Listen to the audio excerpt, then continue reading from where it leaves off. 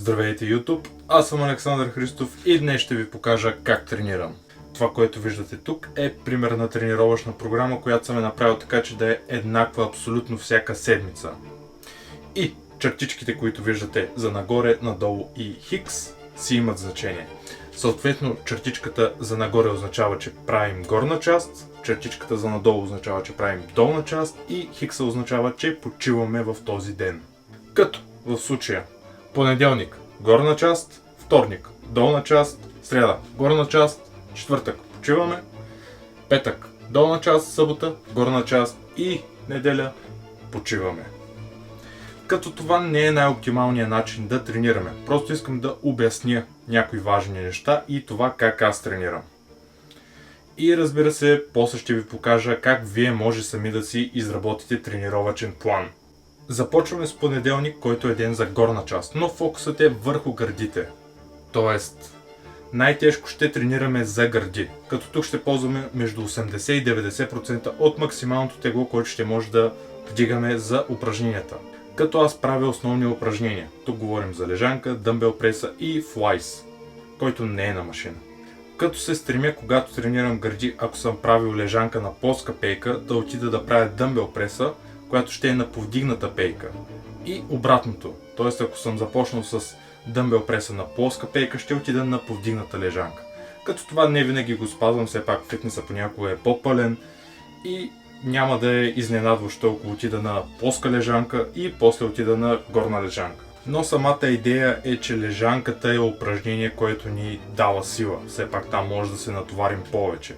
И тая сила да я пръснем и с другите упражнения. Пък и като цяло, ако само правим лежанка, също не е лошо упражнение за гърди. Но упражнения като дъмбел пресата, т.е. взимаме по дъмбел на ръка, много хубаво развиват гърдата. И както виждате, самата тренировка е разделена на 3 части. Тоест, правя по 3 упражнения за гърди, правя по 3 упражнения за бицепс и 2 за гръб. Все пак горна част тренираме. Като последователността не е такава, която съм написал. Тоест, първо са гърдите, после е гърба и накрая е бицепса. Като тук гърба е написан в червено, защото него го тренирам по-малко в този ден и все пак главният акцент е към гърдите. Като вижте, тук аз съм сложил бицепс, може и да се сложи трицепс, може и да се направи комбинация между бицепс и трицепс. Просто така съм решил да я направя. Пробвал съм ги двата варианта, може за в бъдеще да ги сменя, но сега така ми е удобно. Когато правя гърди и гръб заедно, това, което правя е нямам постоянство, т.е. понякога започвам с гърди лежанка, после отивам на скрипеца, после пак отивам на дъмбел преса повдигната, после пак отивам на долен скрипец и после пак завършвам с флайс. Или понякога, както сега правя, си правя упражненията за гърди и после започвам гърба. Просто ги менкам, защото да правиш едно и също постоянно омръзва. Това е един начин как да разнообразиш тренировката, за да не правиш едно и също абсолютно всеки път. Тоест, като упражнение за гърди, аз ще започна с плоска лежанка, където ще се натоваря, после ще отида на повдигната дъмбел преса и накрая ще завърша с флайс на земя. И защо правя флайс на земя? Защото когато се прави на пейка, рамената отиват по-надолу.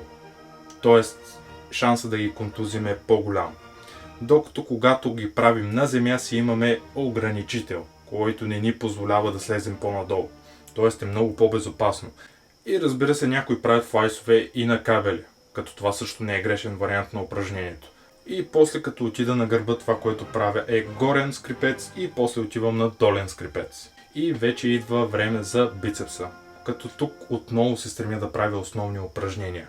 Това, което правя е, взимам си крив лост, защото когато е с прав лост, започват китките много да ме наболяват. Има някои хора, които нямат проблеми с това, но когато тренирам с крив лост, няма такова напрежение в китките. Тоест аз започвам да правя бицепсови сгъвания с крив лост, после взимам дъмбели и правя подобно упражнение с сгъване на бицепс, като понякога той е на пейка, понякога е прав и накрая завършвам с по-изолирано упражнение на кабел.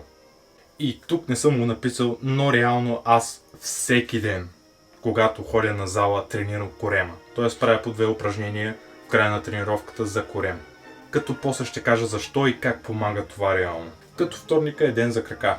Аз обикновено тогава правя по 4 упражнения, като последователността не винаги е еднаква. Все пак някои уреди понякога са заети, има прекалено много хора, гледаме да се съобразяваме един с друг. Това, което правя обикновено е, понеже аз правя крака и рамо заедно, си избирам кой от дните ми да е с акцент към рамото. Защото все пак в едните дни започвам с раменна преса и не почвам като първо упражнение, въпреки че правя крака и рамо. Има хора, които казват, че трябва да се започне с малките мускули първо, има други, които казват, че трябва с големите мускули, но вижте, в моя случай, както аз ги тренирам заедно, ако искам да правя раменна преса, ще трябва да започна с нея, защото ако я направя след като съм тренирал краката, ще има една нестабилност, ще ми играят краката. Като тежко упражнение почвам първо с нея. Ако разбира се в деня ще правя раменна преса. Ако не, първо си започвам с краката. Като това, което правя за крака е ходене с напъди, това е много хубаво упражнение за целия крак. В фитнеса ми има достатъчно място, че аз в действителност да мога да ходя, защото има вариация, в която правиш ходенето с напъди на едно място. Според мен това не е много добър вариант на упражнението, но ако няма място в фитнеса, това ще правиш. И правя преден клек. Аз клек с лоста отзад не правя и си има причина за това. Принципно клека си е много хубаво упражнение за крака. Може би най-хубавото упражнение за крака. Все пак на него може да се натовариш изключително много, да натрупаш сила, която да я прехвърлиш на други упражнения. Аз имам един проблем с клековете и то е, че ти правят бедрата широки. Докато аз гоня един специфичен вид на тялото, в който не искам да имам излишно разширени бедра. Тоест, ако нас не ни интересува това как ще изглеждаме и просто искаме да станем големи, клека е много хубаво упражнение. Като клека с лоста отпред също е добър вариант, по-неудобно е. Все пак, когато се натовариш повече и го сложиш на раменете, не можеш да погледнеш надолу дали се наместил, дали краката са ти наравно и малко трудно става процес, защото аз в началото единия ми крак беше по-напред, другия е по-назаде и когато клякам се кривих излишно. Начин, по който може да се оправи това, е като се вземат две малки тежести и се сложат предварително където искаме да си поставим краката, за да знаем, че те ще са на еднаква позиция и ще са равни, най-важното. Друго упражнение, което започнах да правя, което не съм правил до сега, е румънската тяга. И причината е все пак краката ми отпред изглеждат добре, но когато застана в профил, изчезват. И това дали заради генетика, дали заради нещо друго, аз редовно си ги тренирам, но там ми е слабото място. Така че аз трябва да тренирам повече за задно бедро. Затова и се старая, когато тренирам крака, да обхващам целия крак и да фокусирам повече над задното бедро. А румънската тяга е едно много хубаво упражнение. Тя обхваща, но все пак по-голямото напрежение е между задното бедро и дупето. Все пак, нали, то трябва да се стегне, когато застанем отгоре. Като аз до сега никаква тяга не съм тренирал във всичките ми години в фитнеса. Може би е грешка, но бях наплашен като малък, че ще си увредя кръста. Затова и не съм го пипал. И сега се уча да го правя, като за целта работя с по-малко килограми и или го правя с дъмбели, или отивам на смит машината, докато си изградя правилна форма. И след това вече ще започна да се товаря повече. Другите упражнения, които правя, са отивам на машина за задно бедро и започвам там да си помпя краката. Все пак това е нещо, което ми е важно на мен, да се тренирам задното бедро. И после отивам на машината за предно бедро. Като упражненията за рамо, които правя, са или странично, или цяло рамо. Тоест раменната преса, то се обхваща цялото рамо. Това, което напоследък правя за странично рамо, е отивам на кабелите, хващам се, заставам малко настрани и започвам да правя странично рамо. Друго нещо, което скоро започнах да правя за рамена, е задно рамо. Обикновено до сега не съм го тренирал, но сега реших, че е време да започна и него да го тренирам. Като това, което правя за задно рамо, е отивам на машината за флайсове, заставам наобратно и започвам да бутам с раменете. Много добро упражнение за задно рамо. И аз не правя предно рамо, защото то се тренира докато правим повдигната дъмбел преса, повдигната лежанка и като цяло лежанка и дъмбел преса. Така че обикновено хората имат проблеми с задното рамо, не толкова с предното рамо, защото то се тренира при други основни упражнения, които правим. И в срядата отново ден за горна част, но този път фокусът е върху гърба. Като обикновено, когато имам да правя повече упражнения за гръб, като аз много харесвам набиранията, за мен това са много хубаво упражнения за гръб. Тоест, вместо да правя 3 различни упражнения, аз реално правя 2, но едно от упражненията просто му слагам повече серии. Тоест, вместо да правя 2 различни упражнения за гръб, правя по 6 серии набирания. Като разбира се, започвам без никаква тежест и постепенно добавям тежест. Набирания с тежест, много хубаво упражнение за ширината на гърба, а и като цяло за целия гръб. И разбира се, след като съм завършил с набиранията, отивам на долния скрипец. И идва ред на гърдите, за които аз правя 2 упражнения. Тоест, или започвам с дъмбел преса, която е на плоска пейка и отивам на повдигната лежанка, или правя обратното. Тоест, започвам с плоска лежанка и отивам на повдигната дъмбел преса. И накрая остана трицепса. За него правя 3 упражнения. Разбира се, едното е френско. Все пак това е упражнението, което най-добре изгражда трицепса. Някои хора обаче заради големите тежести изпитват дискомфорт в лактите. Така че това е хубаво да се знае за това упражнение. Доста проблеми прави. Като заключение за френското може да оставим, че то е хубаво упражнение за развитието на трицепса, но и много опасно, защото може да си навредим на лактите. За сега аз нямам проблеми, но може би в бъдеще ще го премахна, за да се предпазя.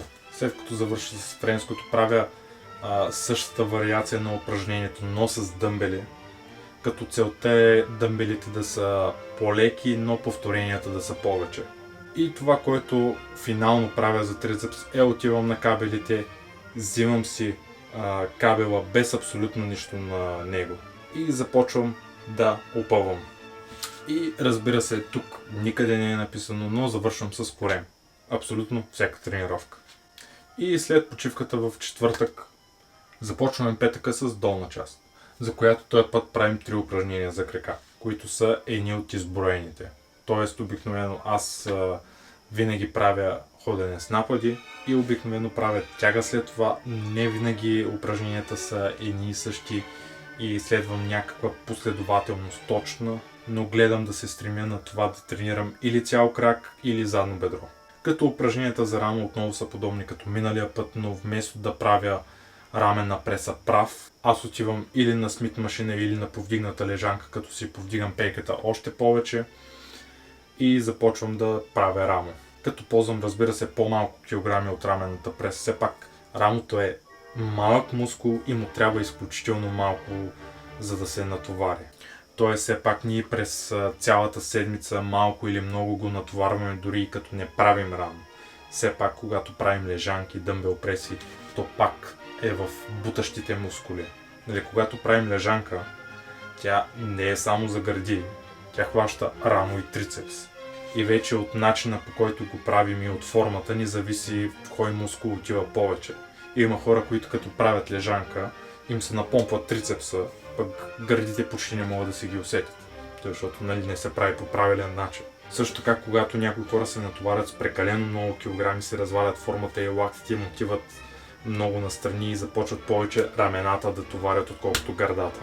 И съботата се правят по 2 упражнения за гърди и гръб, като упражненията са леки. Тук, като кажа леки, използвам някъде около 70% от максималната тежест, която мога за дадено упражнение, защото все пак акцента е към ръцете. Нали? Идеята е да тренирам повече ръце, но все пак е тренировка за горна част. Като отново правя горен-долен скрипец за гръб и правя повдигната и плоска лежанка или дъмбел преса за гърди. Като за ръце правя отново основни упражнения. Тоест започвам с лоста за трицепса и бицепса, като или правя първо трицепса и после започвам с бицепса, или ги редувам. На лоста, с който правя френско, След като свърша с френското, започвам да правя бицепсово сгъване с лост. Винаги е различно, но се стремя да правя еднакви упражнения винаги. После взимам дъмбелите и накрая отивам на кабели. И разбира се, накрая завършвам с корем. Така, както виждате, тук съм изчислил колко упражнения, колко серии се падат седмично. За тази тренировка, точно. Тоест, на седмица се падат по 7 упражнения за големите мускули, по 3 серии всяко, т.е. общо 21 серии за гърди, гръб и крака. За ръце, което според мен е много, все пак когато правим лежанка, скрипец, набирания, тренираме бицепс, трицепс, рамо. Така че мисля, че тук се падат прекалено много дори, но това са 6 упражнения по 3 серии, които се падат на 18 общо серии за седмицата, само за ръце. Като тук отново рамо, бицепс, трицепс. И за корем се падат цели 30 серии седмично, които правя, което е мускула, който явно тренирам най-много. Нали, според тази тренировка, но по принцип аз си тренирам корема повече. И си има причина за това. Нали, има хора, които казват, че за да имаш добре оформен корем, просто трябва да паднеш на достатъчно ниски подкожни мазнини. Което е така. Но. Има едно но. Тоест, корема е мускул. Когато той се тренира, той става по-плътен, по-хубаво изразен, по-голям. Когато мускул е по-голям, ти може да си на по-висок процент подкожни мазнини и той да си личи, че го има. Същото е и с корема.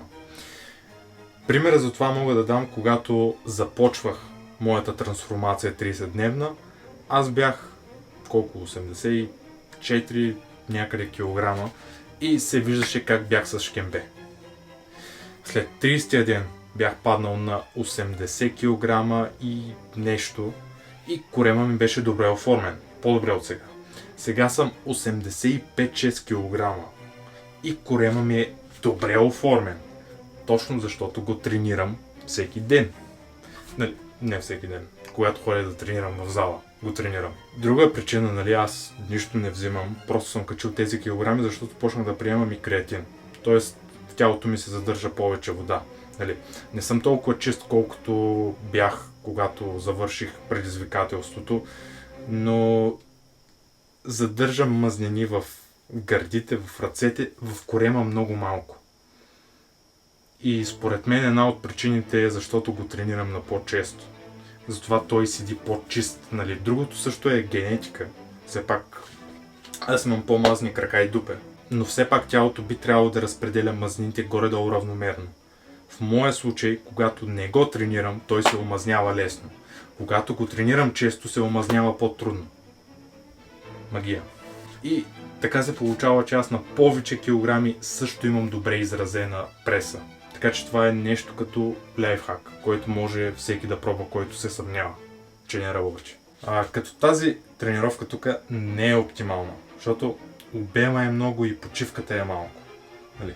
По-добре ще е, ако не се съобразяваме с дните в седмицата и тренираме така. Понеделник, горна-долна, сряда почивка. Четвъртък, горна-долна, събота почивка. Неделя, горна, понеделник, долна, вторник почивка. Сряда, горна, четвъртък, долна, петък почивка и събота, неделя, горна-долна. И понеже не ми стига дъската, седмица 3, понеделник почивка, вторник горна, сряда долна, четвъртък почивка, петък горна, събота долна и неделя почивка. И това е цикълът, който тренираме. Тоест, това са 3 седмици и после започват да се повтарят.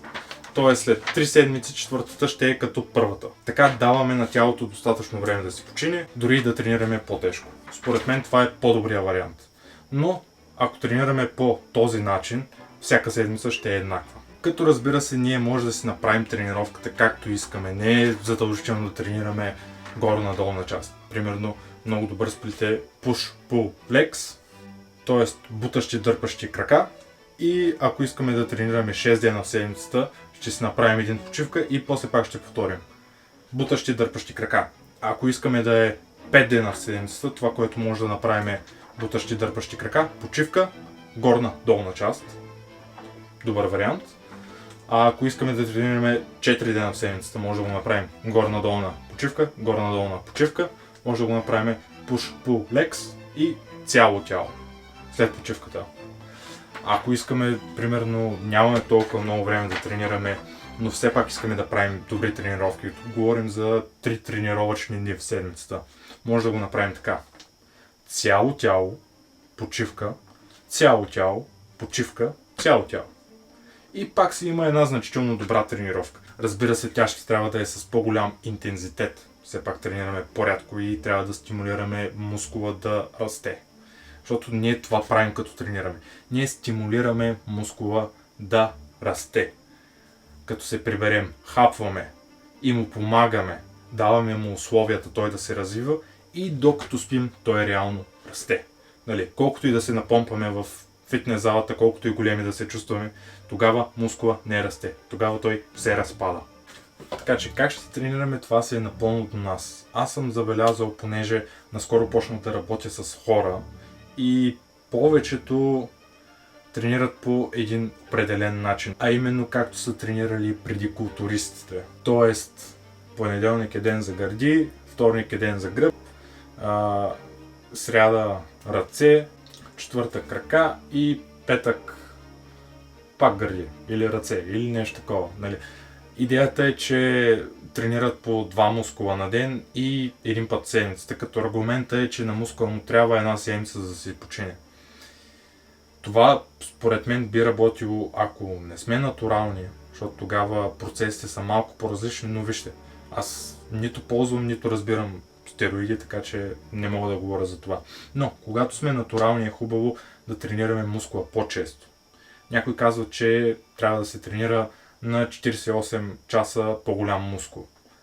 Тоест, може и да не го тренираме на 48 часа, но поне 2 пъти в седмицата е хубаво да ударим един и същи мускул. Разбира се, така наречения бросплит може да се направи по-умно, така че да удряме големите мускули по-често. Тоест, когато правим упражнения за трицепс, да ги правим така, че да натоварваме и гърдата. Нали? Все пак, когато бутаме, ние натоварваме рамо, трицепс и гърда. Нали, когато е изолиращо, примерно, нали, много хора обичат да фанат плоския лост и да започнат да правят така за трицепс. Като те тренират главно ето тази част на трицепса, а не голямата глава, която прави трицепса голям. Но много хора харесват така да тренират. И така се използват и по-малко мускулни групи. Като примерно, ако отидеш на лежанката и хванеш по-близо лоста, като аз не мисля, че това е много добро упражнение за трицепс, но все пак хващаш по-близо и започваш. Така тренираш гърди, рамо и трицепс. Като мисля, че за самото упражнение тежестта е равномерно разпределена между гърдата и трицепса. Но това, тук влизаме в много излишни детайли, как да направим бросплита така, че да работи. Но просто иска да кажа, че е много популярен вид тренировка явно в България. Все пак аз като почвах също тренирах по този начин. 2 мускулни групи, един път в седмицата. И разбира се, ако сме начинаещи, няма значение как ще тренираме, важното е да ходим и да тренираме, все ще има резултат. Но когато станеш по-напреднал, е хубаво повече да се замисляш за това как да тренираш, как да го направиш по-умно, така че да взимаш повече за усилието, което даваш.